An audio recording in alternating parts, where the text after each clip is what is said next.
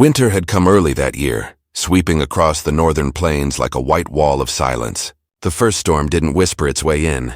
It screamed through the cottonwoods and smothered the valley beneath a sky that looked bruised and heavy. Snow came down so thick that even the crows vanished.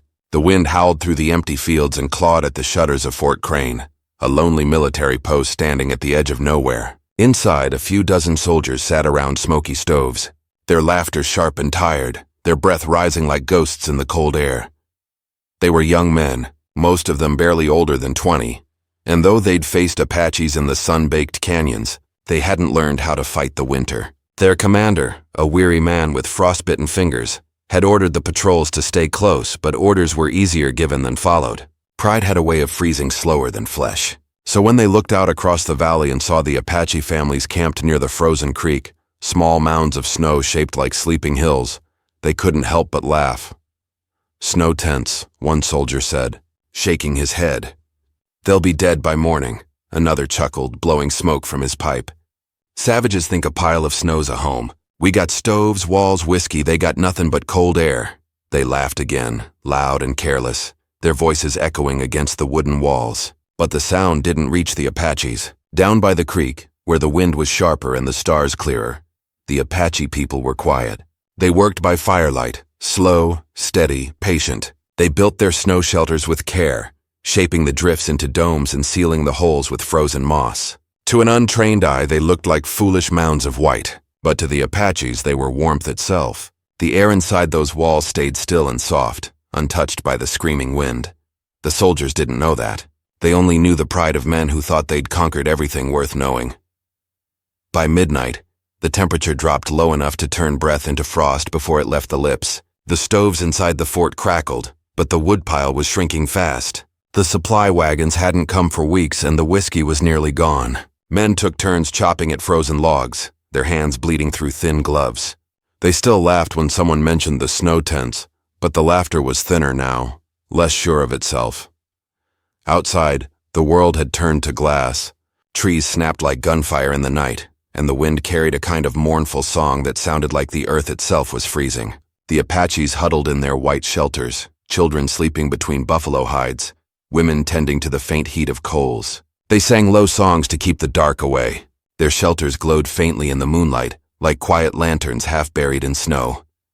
By morning, the soldiers' laughter was gone. The fort stood silent except for the banging of loose boards. A few men ventured out, their beards stiff with frost, scarves wrapped high. They squinted toward the creek where the Apache camp still stood, white, still, untouched. Not a single wisp of smoke rose from the soldiers' chimneys now. The wood had run out in the night. They burned what they could, chairs, doors, even the handles from their tools. But the cold crept in anyway. It took the feeling from their hands first, then their feet, then the light from their eyes. One young soldier, too stubborn to admit the danger, walked toward the Apache camp through waist-deep snow. His rifle clung to his shoulder, but he wasn't thinking about fighting anymore. He wanted to see if the stories were true, if they'd really survived the night in those strange mounds of ice. Halfway there, his legs gave out. He dropped to his knees and watched the faint flicker of a fire inside one of the domes. He could hear laughter, not cruel, not mocking, just human. For the first time, he realized the difference between surviving and living. The Apaches saw him collapse. 2 men came out, wrapped in hides, and dragged him into their camp. They didn't speak his language, but they didn't need to. They laid him inside one of the shelters near the fire and covered him with a blanket made from deer hide. He wept quietly, the tears freezing against his face. For the first time, he felt what warmth really was, not just heat but mercy. Back at the fort, the others waited for him to return. They waited through the day, through another night, through a storm that buried the fences and silenced the flag. Some tried to follow his path, but the snow had swallowed it whole. The fort became a tomb with walls. The wind didn't stop for days. The sky stayed gray, the color of old iron. The only movement came from the ravens circling above, their cries harsh and lonely. The few soldiers still alive sat against the cold walls, staring toward the valley where the Apache camp shimmered faintly in the distance. Their laughter, once full of pride, now echoed only in memory. Inside the snow shelters, the Apaches waited too. They knew the storm wasn't done. They had food, warmth, fire, and silence. The rescued soldier lay awake, listening to the sound of snow shifting overhead. Every breath he took felt like a small miracle. He thought about the men still trapped in the fort. Men who had mocked what they didn't understand. He wanted to go back, to tell them, to show them how the snow could save a life instead of taking it. But his body was weak, and the storm outside was merciless. That night, the oldest Apache man sat beside the fire and spoke softly, his words slow and even. The young soldier couldn't understand him, but he didn't need to. The old man's voice carried something deeper than meaning, a kind of calm that felt older than the wind itself. The soldier's hands trembled as he held them near the flame. The skin was cracked and raw, but it was still alive. He didn't know if he'd ever see his fort again. He didn't know if the others were still breathing. But he knew one thing for certain. The world was bigger than the uniform he wore, and wisdom didn't always speak in English. When morning came, the storm broke. The light hit the snow and turned everything to silver. The young soldier stepped out, wrapped in a fur that wasn't his own, and saw what remained of Fort Crane. The flagpole still stood, but the flag was gone, torn away by the wind. He began to walk, each step sinking deep into the glittering white. His breath hung in the air like smoke. The silence was so thick it pressed against his ears. He reached the gate by midday. There were no guards, no movement, only frozen shapes half buried near the walls. He stopped and stared, realizing the laughter that had once filled the fort had turned to stillness. A part of him wanted to look away, but he couldn't. They had mocked the snow, and now it held them. Far behind him, the Apache shelters still stood, untouched by ruin. The wind carried a faint sound of drums, steady and distant like the heartbeat of the earth itself. The soldier turned toward it, his eyes wet from cold and something deeper. He had crossed from pride to humility, from ignorance to truth, but the lesson had come at a cruel price. As the sun began to fall behind the frozen hills, he felt the cold creeping back into his bones. He looked once more at the white shapes of his fallen brothers, then at the living ones who had known how to endure. The wind rose again, carrying snow across the ground, blurring the lines between the living and the dead. He took one step forward, then another, unsure which world he belonged to now, his own or theirs. The night was coming again, darker and colder than before, and somewhere beyond the drifting snow, the Apache fire still burned, waiting for whoever had the courage, or the humility, to seek their warmth. The wind carried a mournful hum across the valley that morning, the kind that seeped into the bones and stayed there. The young soldier stood among the drifts, watching the horizon fade into a dull gray blur. His breath came in short white bursts and his boots cracked through the crust of snow with each step. Every sound, every crunch, every whistle of wind felt louder than it should have, as if the land itself was listening. He hadn't spoken since he left the Apache camp. He didn't know if there was anyone left to speak to. Fort Crane looked smaller now. The tall stockade walls, once proud and solid, leaned under the weight of snow and silence. A flagpole stuck out from a drift, stripped bare by the storm. He remembered the laughter that used to echo from the barracks, the card games, the smell of stew when the cook had enough salt to make it taste like something. All of it gone, swallowed by the cold. He pushed open the fort gate and stepped inside. Bodies lay where they had fallen, some near the stove, as if they'd been trying to reach it one last time. Others sat slumped against the walls, rifles still across their laps. The young soldier didn't look at their faces for long. He knew them too well, their jokes, their foolish pride. He felt the sting of guilt more than grief. He should have warned them. He should have understood sooner that the snow wasn't their enemy, only their ignorance was. He walked toward the commander's office. The door hung open, creaking softly in the wind. Papers were scattered across the floor, a map half buried under ice. He knelt and brushed the frost away. It was a drawing of the valley, the creek where the Apaches camped, the woods beyond, the hills marked in faded ink. There was a note in the margin. Hostiles sighted. Observe and contain. His stomach tightened. Those words had been written before the storm, when the world still felt controllable. Now the only thing contained was the fort itself, buried in white. He took a blanket from the supply room, one of the few things that wasn't frozen solid, and sat near the stove, trying to coax a flame from damp matches. The sparks died in the draft. He thought of the Apache camp again. How warm it had been inside those strange snow shelters. How the air had stayed still and quiet. The memory burned sharper than the cold. He had spent years believing those people were wild, simple, beneath him. Yet they had lived while his own men froze to statues. As the day dimmed, he left the fort and made his way back toward the creek. His legs trembled with each step, but something stronger than fear drove him on. The valley stretched out before him, white and endless.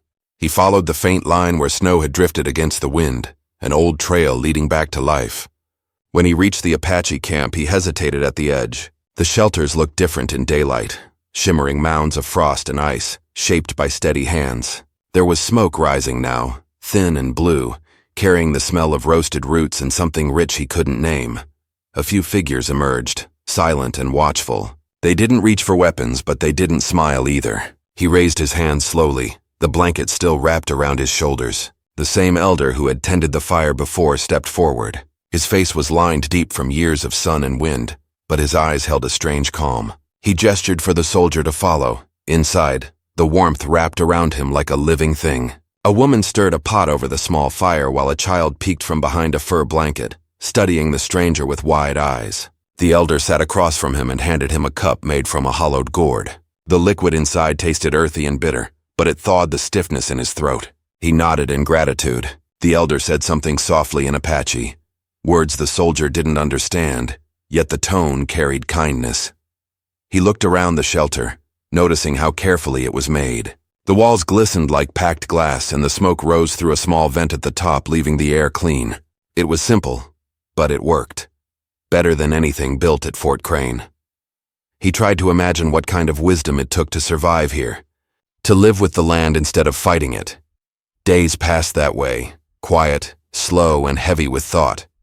The storm outside softened into a cold calm, and each morning more sunlight broke through the gray sky. The soldier helped where he could, gathering wood, fetching snow for water, patching leather. The Apache men watched him at first, curious, cautious. They had every reason not to trust him, but he never raised his rifle again. Sometimes in the evenings they'd sit by the fire, and he'd listen to their low, rhythmic songs. He didn't know the words, but he could feel what they meant. Something about endurance, about belonging to the earth instead of owning it. One night, he walked outside and looked at the stars. They burned bright and sharp in the black sky, untouched by smoke or walls. He thought of the fort again, the arrogance that had cost so many lives. The soldiers had mocked what they couldn't understand, and now he was the only one left. He wondered if the snow had been waiting all along, patient and merciless, to teach them humility. But not everything in the valley was still. As the snow began to melt, rumors reached the Apache camp from hunters who moved through the woods. A new detachment of soldiers had been seen to the south, heading toward the valley. Word was they were coming to find the lost patrol from Fort Crane, and to punish whoever might have had a hand in their deaths. The young soldier's blood went cold when he heard it. He knew what that meant. The army would see only what it wanted to see: dead men, missing supplies, and an Apache camp standing where no fort still breathed. That night, he sat by the fire with the elder again. The old man studied him quietly, as if reading thoughts from the way his eyes shifted. The soldier tried to explain, fumbling with words, pointing to the fort and then toward the south. "More soldiers," he said slowly, tracing a line in the dirt. "They'll come here." He pointed at the camp. The elder's face didn't change, but his silence was heavy. The next morning, the Apache families began to pack. The snow shelters were taken down with the same care they'd been built. Children carried small bundles. Men gathered their horses and hides. They moved like people who had done this before, who had always known that peace was temporary. The young soldier followed, unsure of his place among them. He had no tribe, no command, no home. The fort was gone, and the army would see him as a deserter. But here, among the people he once called enemies, he'd found something close to truth. As they prepared to leave, he caught sight of the woman who had tended the fire on his first night. She handed him a small bundle wrapped in hide. Inside was a piece of dried meat and a strip of cloth marked with a simple design, a symbol he didn't understand but felt honored to carry. He nodded, not trusting his voice. She smiled faintly, then turned to join the others. They traveled through the valley that day, the snow cracking beneath their feet, the mountains watching in silence. The wind had softened, but the air still carried the bite of winter. Every so often the soldier looked back toward Fort Crane, now just a gray smudge against the horizon. It seemed smaller every time he turned. By dusk, they reached the woods and made camp near the edge of a frozen river. The elder spoke little, but his presence kept everyone calm. The soldier sat apart, staring into the fire. He could hear the distant howl of a wolf, the creak of ice shifting downstream. He knew the new soldiers were close. He could feel it in his chest, a tension building like the cold before a storm. As he stared into the flames, his thoughts tangled with memories. the laughter of his friends, the crack of frost under their boots, the way their faces had looked when pride turned to fear. He wondered what the army would say when they found the fort. They'd call it a tragedy, maybe even a mystery, but they'd never understand that it wasn't the Apaches who had killed those men. It was their own arrogance. The wind picked up again, whispering through the pines. Somewhere in the dark, an owl called. The soldier pulled the hide tighter around his shoulders and looked toward the north, where faint lights shimmered over the hills, perhaps from the coming patrol, or maybe just another trick of the cold. Either way, he knew that whatever came next would test what little he'd learned. The valley, once his battlefield, had become his teacher. But the lesson wasn't over yet. The snow had spared him for a reason, and now it seemed to be waiting, to see if he'd stand with the people who had saved him, or against them when the soldiers arrived. The fire crackled low, casting shadows across his face. He closed his eyes, hearing the steady breath of the sleeping camp around him, and wondered which side of the story he truly belonged to.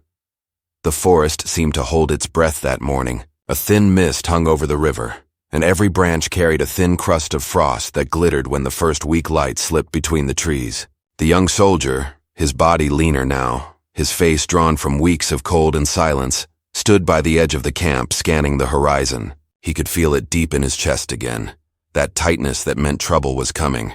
Somewhere beyond the hills, men like him were marching, following orders, thinking they were bringing justice to a wilderness that didn't need saving. The Apaches moved quietly through the camp, preparing for another day's travel. They spoke in low tones, their eyes alert, their gestures precise. The elder walked among them, his steps steady despite the snow. The soldier had learned to read his silence. Every pause meant thought, every nod meant trust. That trust still felt fragile, like thin ice underfoot. He didn't forget what he represented, the uniform, the language, the same men who'd burned villages and broken promises. But here, far from the flags and orders, he was only another man trying to stay alive. As the camp packed, a small boy ran to him with a bundle of arrows. The child grinned, proud of his help, and for a moment the soldier felt something close to warmth. He handed the boy a piece of jerky in return. The exchange was small, wordless, but it felt like a bridge being built between worlds. Then the sound came, a dull thump in the distance. Not thunder, not wind. He froze.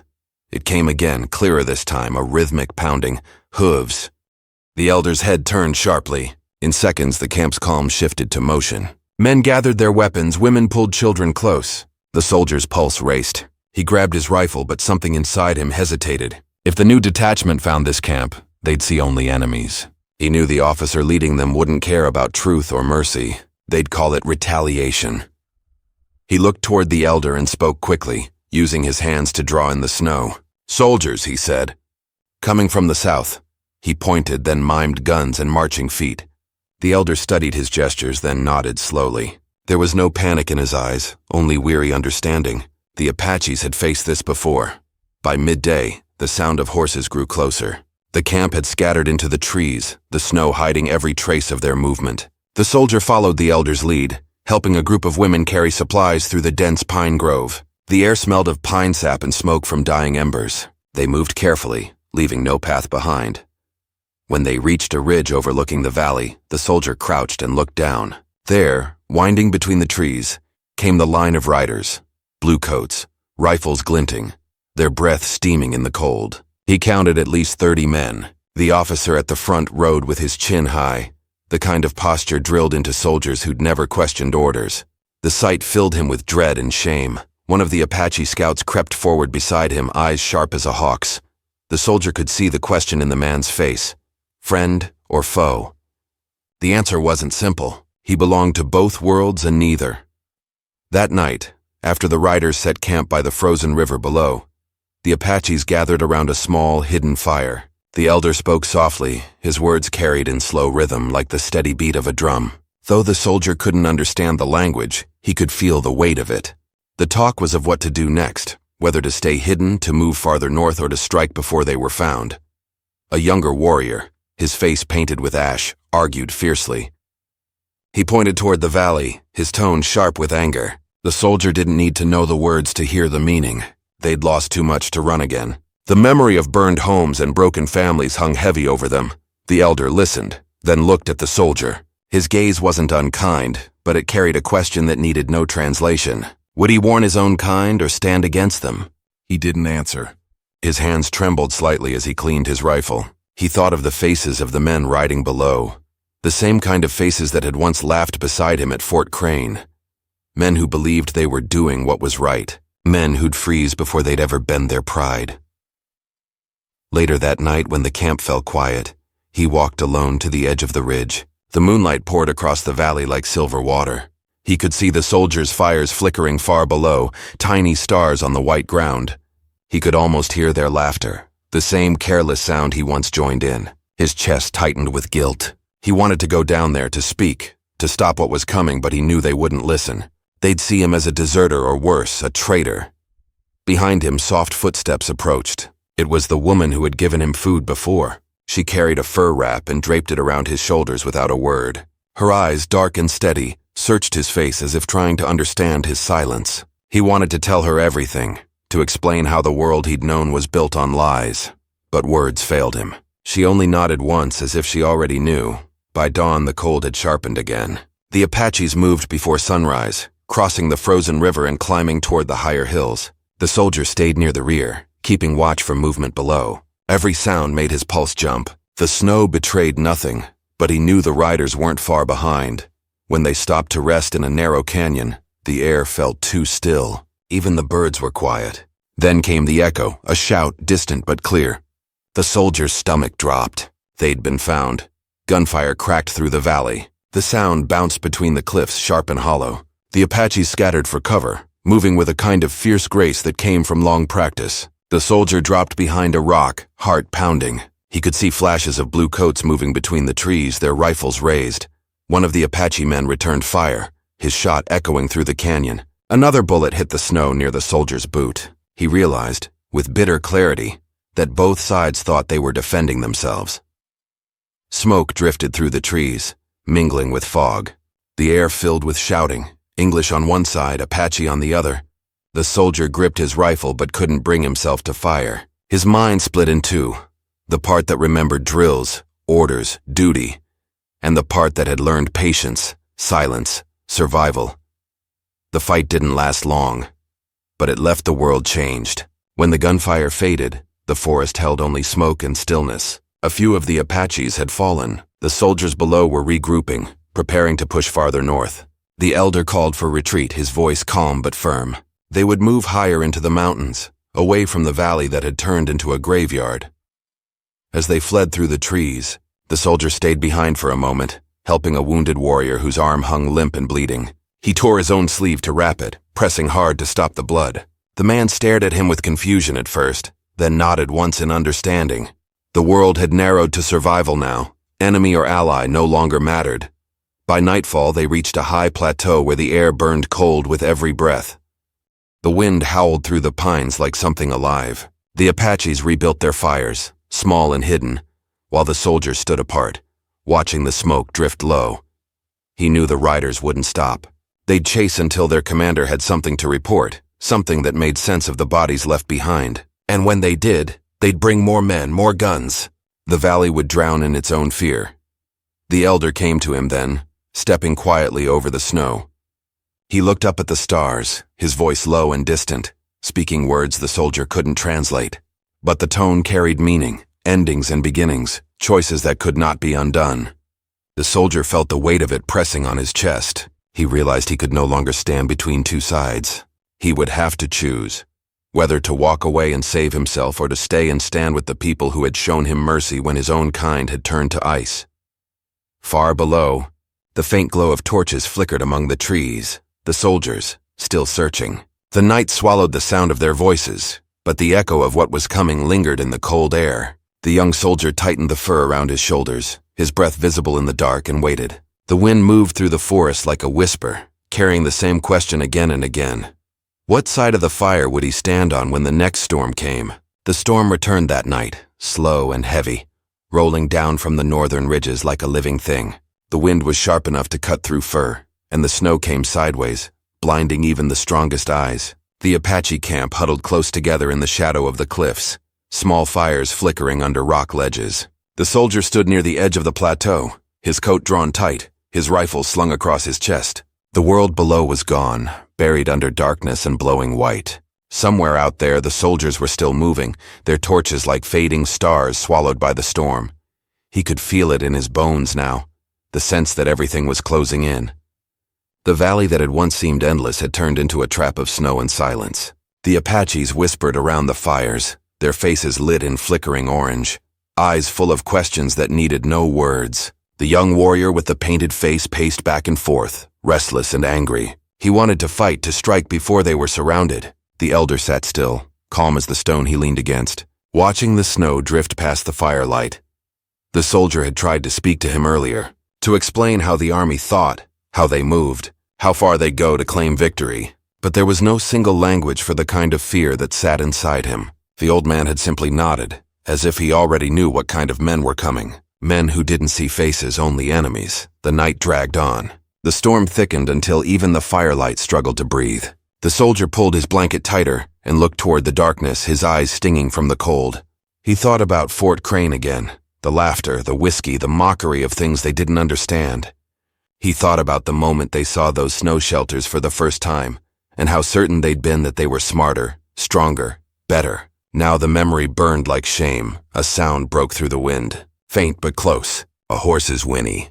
Then another. The soldier froze. The young warrior heard it too and lifted his rifle, eyes narrowing. The elder stood and raised a hand for silence. The fire crackled softly as everyone listened. Through the wall of snow came the faint jingle of harness chains and the muffled voices of men. They had found them. The camp erupted in quiet motion. Women gathered the children, pulling them into the deeper shadows of the rocks. Warriors grabbed rifles and bows, spreading out along the ridge. The soldier moved with them, his heart hammering so hard it hurt. He could barely see more than a few feet ahead. The storm covered their movements but also hid the enemy. It was the kind of night where a man could vanish 10 steps away. Then came the flare, a bright burst of orange fire cutting through the storm. A signal. The snow turned gold for a second, then red. The soldiers below had lit torches, trying to flush the Apaches out. The light moved slowly through the trees, glowing like fireflies in a sea of white. The young warrior crouched beside the soldier, breathing hard, his rifle ready. He glanced at him once, his face tense but sure. There was no need for words. Both knew what was coming. Gunfire split the air. The echo was swallowed by the storm almost instantly, but the flash of light was enough. Bullets tore through the trees, chunks of bark flying. The Apaches returned fire, their shots measured and precise. The soldier ducked behind a boulder, his hands shaking. He had been in fights before, but never one that felt like this. Not a battle between armies, but a clash between survival and pride. He fired once, aiming high, not to kill, but to warn. A voice shouted from below in English, sharp and cold. "Hold your fire, move up. They're right above us." The word sent a chill through him. He knew that voice. Captain Heller, the same officer who had laughed loudest at Fort Crane, who'd said the Apaches didn't know how to live through winter. The man who had once called him too soft for showing pity. The soldier's stomach twisted. He wanted to shout down at him, to tell him to stop, to turn back before more men froze or died. But he knew it wouldn't matter. Heller was the kind of man who thought mercy was weakness. The fight turned chaotic. Snow churned under boots, smoke mixed with mist, and the wind carried sparks through the trees. The Apaches began to fall back toward a narrow pass in the cliffs. The elder's voice rose above the storm, calm but commanding. The soldiers stayed near the rear, covering those who carried the wounded. Every shadow looked like danger. Every sound carried threat. When they reached the pass, the world narrowed to stone and white. The cliffs on either side rose like walls, and the only way through was a thin, winding path half buried in snow. The Apaches moved quickly, knowing the soldiers would follow. The elder paused at the entrance, his eyes turning toward the soldier. It was a silent question again. "What will you do?" He hesitated, torn between everything he'd been and everything he'd learned. Then he heard the voices again. Heller's men shouting in the storm, their boots crunching closer. He tightened his grip on the rifle and followed the elder into the pass. The storm funneled through the canyon, screaming through the narrow space like an angry spirit. The wind drove snow into their faces, blinding them. The Apaches moved single file, one step at a time, each holding on to the next. The soldier stumbled, his legs weak from exhaustion. Behind them came the faint glow of torches again, moving closer. Halfway through the pass, the young warrior stopped and turned. He pointed toward the cliffs above them, then at the soldier. The meaning was clear. They could bring the rocks down, block the way, save the tribe.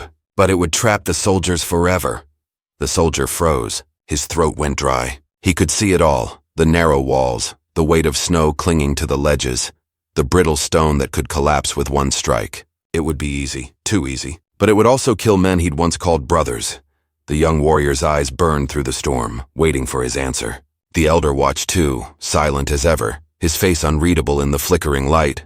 The soldier looked between them, his breath shaking. Behind him, the shouts grew louder. He could almost see the torchlight reflecting off steel. He closed his eyes and pressed his forehead against the cold stone. He thought of the fort, of the frostbitten men who had laughed at snow tents and died believing they couldn't lose. He thought of the Apache woman who had handed him food when he was starving, of the old man who'd given him warmth when no one else would. And then he thought of Heller, his captain, his commander, who had taught him that fear was something to be beaten, not understood. When he opened his eyes again, the world was moving. The young warrior had climbed up onto the ledge, a hammerstone in his hand. He raised it high. The soldier lunged forward and grabbed his arm. They struggled, slipping in the snow, the hammerstone falling between them. The noise echoed through the canyon like thunder. The young warrior shouted in anger, his voice lost in the wind. The others turned, startled, unsure what had happened. Then the torches appeared at the mouth of the pass, dozens of them, flickering through the snow like ghosts. The soldiers had arrived. The Apaches scattered, taking cover behind rocks. The gunfire began again, sharp and deafening in the narrow space. The soldier ducked low, pulling the warrior down with him. A bullet sparked off the wall inches from his head. The air filled with smoke and screams, the kind that came from both sides. Somewhere near the entrance, Heller shouted orders, his voice rough but steady. "Push through! Don't stop!" The soldier's chest tightened. He knew what would happen if they broke through. Women, children, all caught between walls of stone and snow. He looked at the cliff again, at the hammerstone half buried in white. The storm howled louder like it was urging him to decide. The elder's voice cut through the chaos then, slow, deep, steady. He wasn't shouting commands. He was praying. The words were lost to the wind, but their rhythm matched the beat of the soldier's racing heart. He felt the meaning even without understanding. It was about balance, about doing what must be done, even when it hurt. He reached for the hammerstone. His fingers closed around the frozen handle. The young warrior saw him and didn't move to stop him this time. Their eyes met for a heartbeat. Two men from different worlds, both shaped by the same endless winter. He climbed the ledge, the wind tearing at his coat, his breath coming in sharp bursts. Below him, the torchlight glowed brighter, and the snow began to tremble under his feet. The Apaches were shouting. The soldiers were shouting. The world seemed to spin. The storm screamed through the canyon, and for a moment everything, the cold, the fear, the noise, merged into one single thought pulsing in his head. He lifted the hammerstone high, and as he did, the wind stopped. The whole world went silent, waiting. For a heartbeat, the whole world seemed to stop breathing. The soldier stood high on the ridge, the hammerstone raised above his head, the wind frozen mid-roar. Every sound, the echo of gunfire, the cry of men, the hiss of snow, hung in the air like it was caught between moments. He looked down through the storm, saw the flicker of torchlight below, the dark shapes of soldiers pushing forward, the faint shimmer of movement where the Apache families huddled farther back in the pass. His hand trembled, caught between two worlds that had never been meant to meet. Then he swung. The hammerstone struck the cliff with a dull crack and the earth answered. The sound rolled through the canyon like thunder waking from sleep. The rock groaned, the snow above shifted, and the mountain exhaled. A sheet of white came loose from the ledge, sliding fast, gathering weight and sound until it became a roar. The avalanche tumbled down, swallowing torches, shouts, and everything beneath in a rush of blinding snow. The ground shook under his feet, and for a moment he thought the whole world might crumble. When it was over, there was nothing but silence. The soldier dropped to his knees, the hammerstone slipping from his hands. The air was thick with snow dust, shimmering in the faint light. Below, the pass had vanished, buried under tons of rock and ice. No movement, no torches, no sound. He closed his eyes, his breath shallow. He had done what he had to do, but the weight of it pressed on his chest like the mountain itself. The Apaches gathered slowly behind him, their faces pale in the ghostly light. The elder approached, his steps slow but steady, and placed a hand on the soldier's shoulder. No words were spoken, none were needed. The old man's eyes said it all, sorrow and gratitude in equal measure. The snow had claimed both the guilty and the innocent, as it always did. The young warrior stood behind them, his expression unreadable. He looked at the soldier not with anger now, but something quieter. Respect, maybe, or understanding. They left the pass before dawn. The storm eased as the first light broke over the peaks, turning the world to silver. The valley below lay hidden beneath a blanket of white, smooth and untouched. The soldier followed the tribe as they descended through the pines, every step heavy with what had been lost. He didn't look back. Some truths were too hard to face twice. By midday, they reached a clearing by the river, where the trees broke open to a small stretch of frozen water. Here the Apaches made a new camp, small and hidden. Fires burned low, smoke curling softly into the pale sky. The air carried no laughter, only the quiet sounds of survival, the crack of kindling, the murmur of low voices, the distant cry of a hawk circling overhead. The soldier sat apart from the others near the riverbank. His hands were raw and shaking, his uniform torn and stiff with ice. He stared at his reflection in the water, a pale face, hollow eyes, and a stranger staring back. He didn't feel like a soldier anymore. He didn't feel like much of anything. The Apache woman came to him after a while carrying a bowl of warm broth. She handed it to him without a word. He took it carefully, his fingers brushing hers. She sat beside him in silence. The warmth of the bowl seeped into his palms, and for the first time in days, he felt something human return to him. "I didn't want it to end like that," he said quietly, though he knew she wouldn't understand his words. Still, she listened, her eyes calm and steady on his face. They were following orders. I was one of them, but they wouldn't stop. I tried. His voice trailed off. The words fell uselessly into the snow. The woman looked toward the mountains, where the storm still lingered like a ghost. Then she spoke softly in her own tongue, her voice smooth as the river ice. He couldn't make out the words, but the meaning reached him anyway. Some things were not meant to be undone. The earth took what it needed, and the living carried what was left. Days turned into weeks. The snow began to melt slowly at first, then faster under the warmth of early spring. Streams carved new paths through the valley, carrying away pieces of ice, branches, and the memory of what had happened. The Apaches prepared to move again, to follow the thaw northward where game would return. The soldier helped them gather what they needed, repairing tools, hunting small game, carrying the heaviest loads. He no longer felt like an outsider. The tribe had accepted his presence not as one of them, but as something in between. A man caught by winter who had found a different kind of loyalty.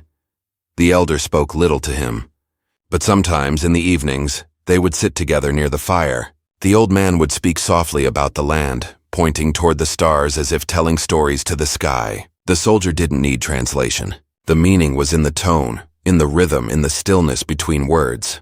It was about belonging to something larger than men or armies, something that didn't need to conquer to survive.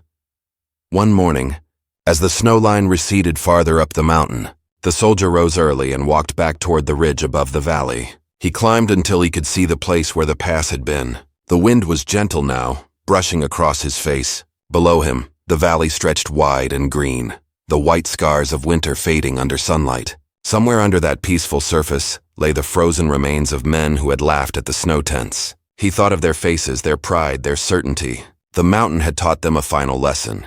He stayed there a long time, watching the sun climb higher. The world felt clean again, raw and honest. For the first time, he wasn't afraid of the silence. He felt it settle inside him like truth. The old life, the fort, the uniform, the orders, felt distant now, like a dream told by someone else. He knew he couldn't go back. Even if he tried, there was nothing left to return to. When he came down from the ridge, the tribe was already preparing to move. The elder greeted him with a slow nod, and the woman handed him a new bundle, a pair of moccasins and a small carved figure made from bone, shaped like a mountain eagle. A gift, a reminder. He took it with both hands, unable to speak. They left the valley behind that day. The line of riders moved quietly through the trees, their shadows long against the snow. The soldier walked with them, his rifle slung across his back, his steps steady. He didn't know where they were going, only that he belonged on that path now. As they climbed north, he glanced back one last time. The sun broke through the clouds and lit the ridge where the avalanche had fallen. The snow sparkled like glass, too bright to look at for long. He imagined, just for a moment, that he could see the ghosts of the fallen soldiers standing there, silent, watching, maybe understanding now what he had learned too late. He turned away and kept walking. The wind followed them, softer now, no longer an enemy. The forest opened ahead, full of color and thawing life. The children laughed as they ran between the trees, the sound carrying far through the hills. The soldier smiled faintly.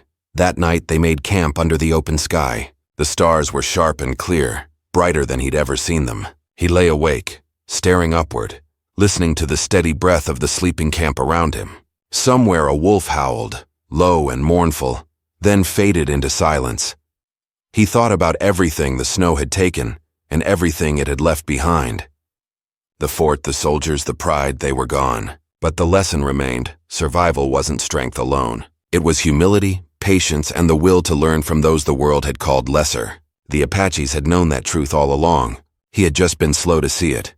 When dawn came, the light fell soft and golden across the camp.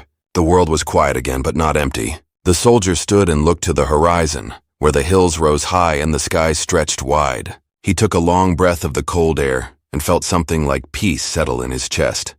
The winter that had once divided them had passed, but the memory of it, of frozen laughter, of snow shelters, of survival, would stay with him forever. The world he knew now didn't belong to those who conquered it, but to those who listened. And as the sun rose higher, melting the last traces of frost, the man who had once come to fight the wilderness walked beside it instead, one more quiet soul moving forward through the endless, forgiving land.